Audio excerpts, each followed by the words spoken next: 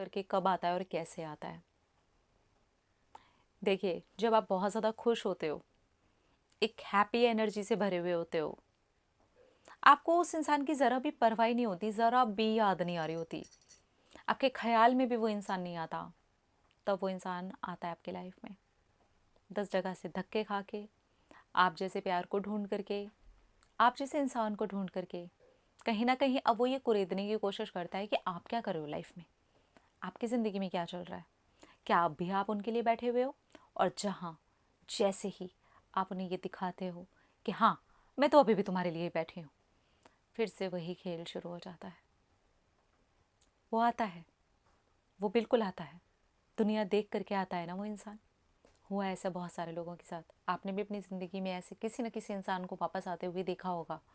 जब आप आगे बढ़ गए, जब आपने उसको पीछे छोड़ दिया, जब आपके मन में ना 1% नहीं है उस इंसान का कोई ख्याल, तब वो आया और उसने कुरेदना शुरू किया, हेलो हाय के मैसेज करने शुरू किए, आपको कॉल करना शुरू किया, आपसे बातें करने की कोशिश करने शुरू की। और जैसे ही उस कुरेदने में उसको ये पता चला कि नहीं, अब उसकी आपकी लाइफ में कोई कीमत ही नहीं है, कोई वैल्यू ही नहीं है, आप नहीं चाहते उसे अपनी ज़िंदगी में, आप खड़े भी नहीं रहने दोगे उसको अपनी ज़िंदगी में, आपको उसके मैसेज से कोई मतलब नहीं है, आपको उसके कॉल से कोई मतलब नहीं है, आपको उसके वापस आ जाने से भी कोई मतलब नहीं है, तब यह इंसान की छटपटाहट कई गुना बढ़ जाती है। ये तड़पना शुरू कर देता है, परेशान होना शुरू कर देता है, क्योंकि इसको आप में से वही चाहिए जो इसने पहले देखा था।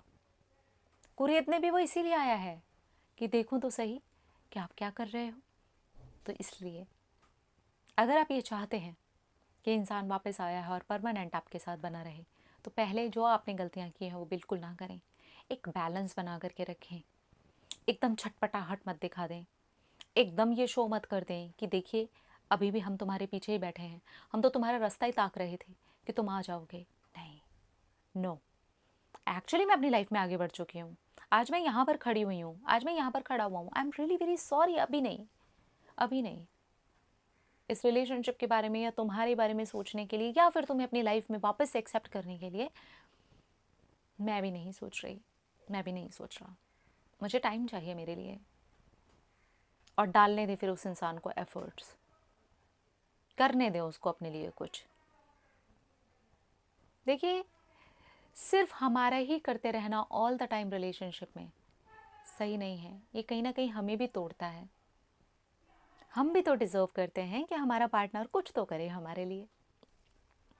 आप सोचिए, अगर ये इंसान वापस आ रहा है यानी कि ये चला गया था, हम बात यही कर रहे हैं ना कि वो इंसान वापस कब आता है और कैसे आता है।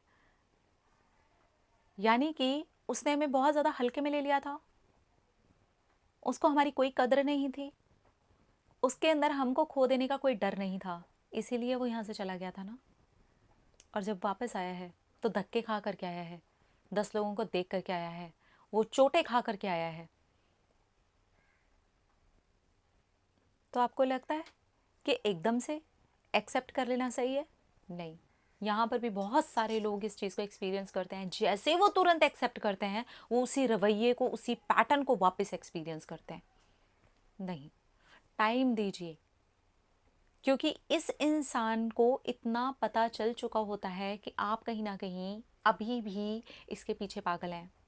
अपनी एनर्जी को वापस डाउन मत करिए। उठे हैं, निकले हैं यहाँ से तो ठीक है, अच्छी बात है, अपनी एनर्जी को भी बरकरार बना करके रखिए। आपको इनके साथ आगे रिलेशनशिप में भी जाना है तो भी उनको पूरे एफर्ट्स डालने दीजिए। साल, 6 महीना, 2 साल आराम से भाई, तो एफर्ट डाल, एफर्ट डाल। मैंने बहुत डाले।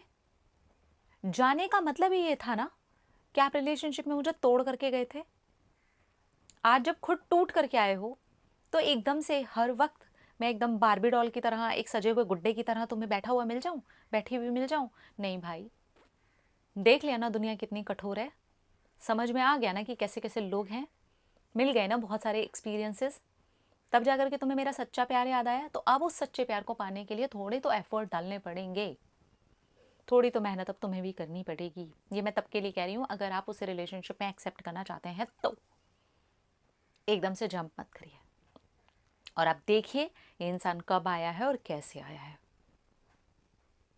बहुत सारे लोग बता देते हैं कि क्या क्या धक्के खाए उन्होंने, बहुत सारे लोग नहीं भी बताते हैं क्योंकि वो चोटें हैं, वो घाव हैं। पर आप एकदम से मर्रम लेकर के, पट्टी लेकर के खड़े ही हो जाओगे तो फिर से आपकी वैल्यू ख़त्म।